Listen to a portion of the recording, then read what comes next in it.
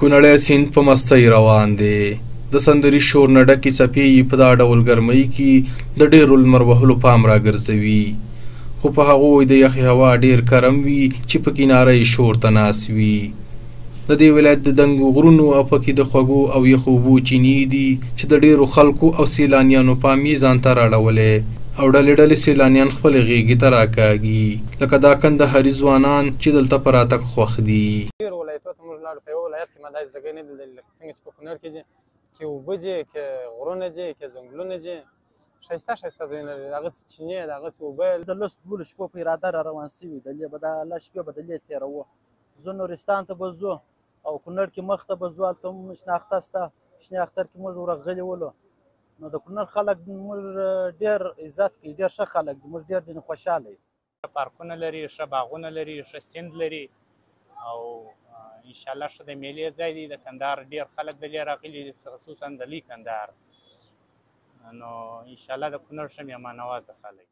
د کونړ د طبیعت دې ښکلو سیمو ته په دا وروستیو کې د سیلانیانو شمېر مخ په لوړېدو دی. دا یې د غاښي پاس ښېرازه په شنو ځنګلونو او ابشارونو سینګار شوې سیمه ده چې د پخوا پرتله پکې سیلانیانو لپاره میلمستون جوړ شوی او بېلابېل خواړه پکې پخیږي، خو لاره یې لا هم د تېر په څېر خرابه او د رغېدو غوښتنه یې کېږي.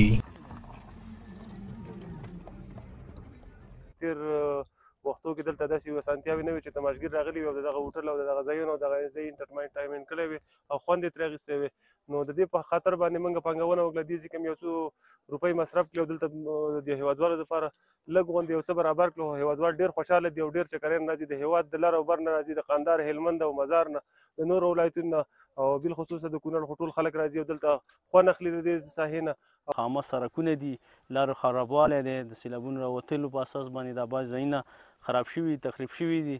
نو که په دغه برخه کې دغه حکیم نظام یا د حکومت دغه ستونزې حل کړي تر څو دغه سیلانیان خوشحالۍ سره راشي. او په اسداباد کې د سیلانیانو لپاره دغه پارک د دولت لخوا جوړ شوی چې په دا وروستیو کې پکې د یو خوستي پانګوالو لوري ورته زانګوګانې او کشتۍ راوړل شوې ده او ډلې ډلې ځوانان پکې د ساعت تېرۍ لپاره چکرې وهي. که په ورته نورو سیمو کې هم پانګونه وشي، د سیلانیانو پام به لا ډېر دغه ولایت ته راواوړي او د هېوادوالو ترڅنګ به بهرني سیلانیان هم د یاد ولایت سمسوري سیمو ته راشي. د کونړ نواپاس، غاښي پاس، بینشاهي او شیګل هغه سیمې دي چې په دا وروستیو کې ورته زرګونه هېوادوال ورمات شوي دي.